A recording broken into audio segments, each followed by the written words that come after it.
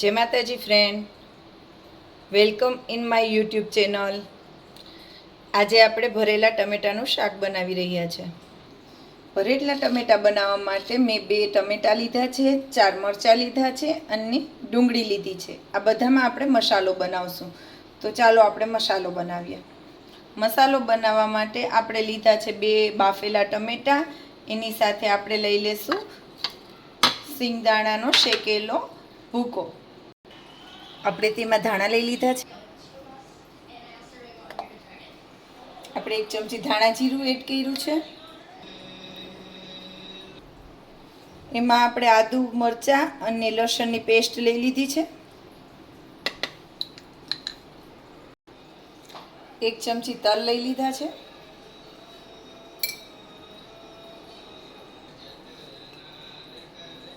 હળદર લઈ લીધી છે. હિંગ લઈ લીધી છે. સ્વાદ અનુસાર નિમક લીધું છે.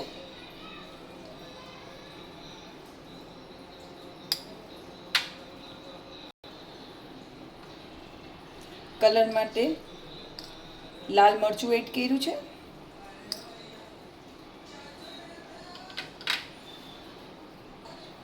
ટેસ્ટફુલ બનાવવા માટે એમાં આમચૂર પાવડર ઉમેરો છે. ટોટલી ઓપ્શનલ છે. આમચૂર પાવડર તમે ધારો તો સ્કીપ કરી શકો છો. આ ઓપ્શનલ છે, પણ ટેસ્ટફુલ બનાવવા માટે મેં થોડો એડ કરેલો છે. આ બધું એકદમ સરસ રીતે મિક્સ કરી લેશું. આપણું સ્ટફિંગ રેડી છે.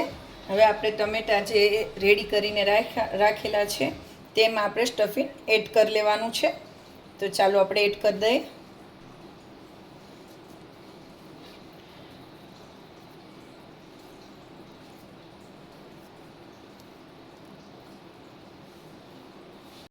મેં આ રીતે બધા ટમેટાં ભરી લીધા છે. સાથે મરચાંય ભર્યા છે અને ડુંગળી ભરી છે. મરચાં અને ડુંગળી પૂરી તરહ ઓપ્શનલ છે. જો તમારે કોઈને ફાવે તો તમે લઈ શકો, નકર એકલા ટમેટાંય તમે કરી શકો. મિક્સરના જારમાં મેં ડુંગળી લઈ લીધી છે અને ટમેટાનું જે અંદરનું પ્યુરી બચ્યું હતું એ પણ લઈ લીધું છે અને આને હું મિક્સરમાં ક્રશ કરી લઈશ. થોડા ધાણા એડ કરી દીધા છે. આ રીતે કન્સિસ્ટન્સી રાખવાની છે. આપણે એક પેનમાં તેલ લઈ લીધું છે. હવે આપણે ગરમ કરવા રાખી દીધું છે. ગરમ થઈ જાય એટલે આપણે એમને વઘાર આપી દઈએ.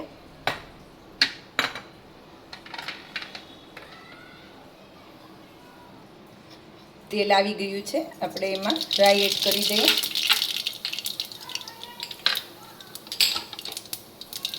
આપણે તલ, વરિયાળી, હિંગ, આખા મરચાં, જીરું, રાઈ, હળદર બધું એડ કરી દઈએ.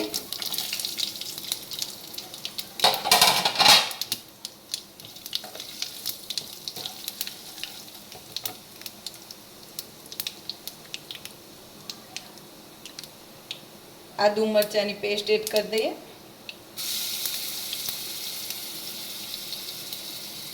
આદુ મરચાં અને લસણની પેસ્ટ એડ કરી છે આપણે.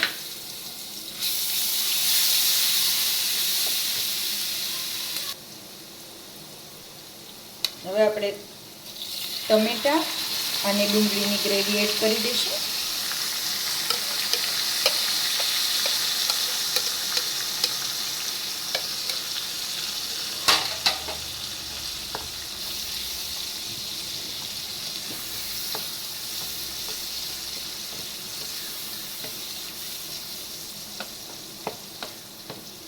ગેસની ફ્લેમ આપણે સ્લો કરી દઈશું.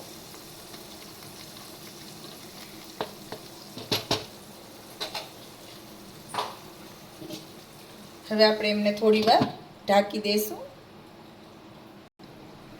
હવે આપણે ચેક કરી લેશું.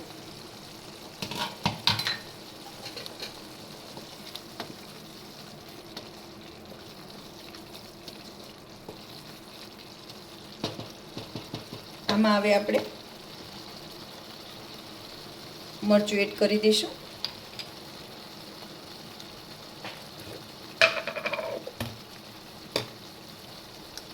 સ્વાદ પ્રમાણે નિમક એડ કરી દઈશું. 2 ચમચી ધાણા જીરું એડ કરીશું.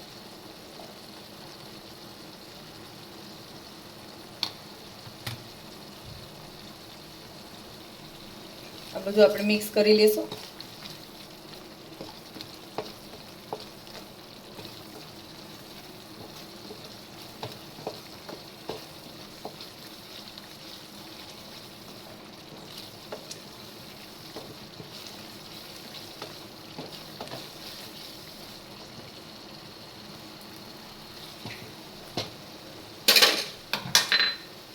થોડી વાર આપણે ઢાંકી દઈશું. એમને 5 મિનિટ ચડવા દઈશું. ચેક કરી લઈએ. સરસ તેલ એકદમ માથે છૂટું પડી ગયું છે.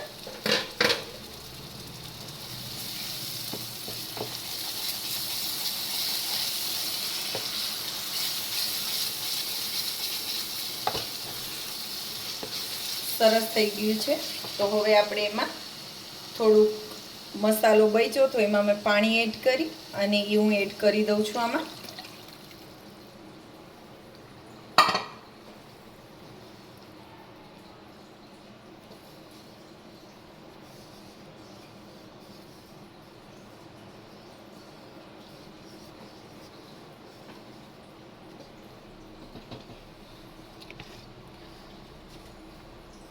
હવે આપણે આમાં ટમેટા એડ કરી દઈશું. મારા ટમેટા થોડા મોટી સાઈઝના છે, એટલે આ ટમેટા નાની સાઈઝના લઉં ત્યાં સુધી સારું છે.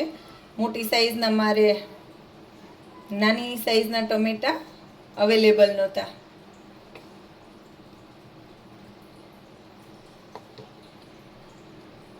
બની શકે તો નાની સાઈઝના ટમેટા લેવા.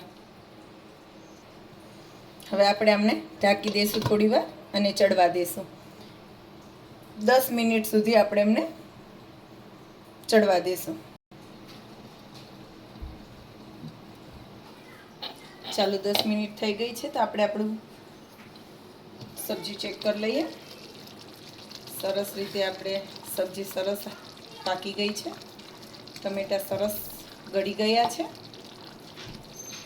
તો ચાલો આપણે એમને સર્વ કરી લઈએ.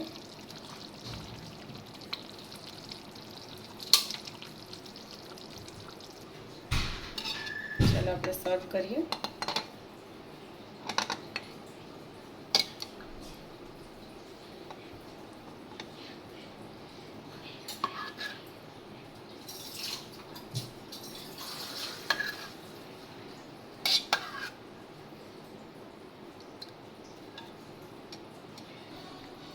તૈયાર છે આપણું ગરમ ગરમ ભરેલા ટમેટા મરચાં ડુંગળીનું શાક. ચાલો તો હવે જમી લઈએ. જય માતાજી.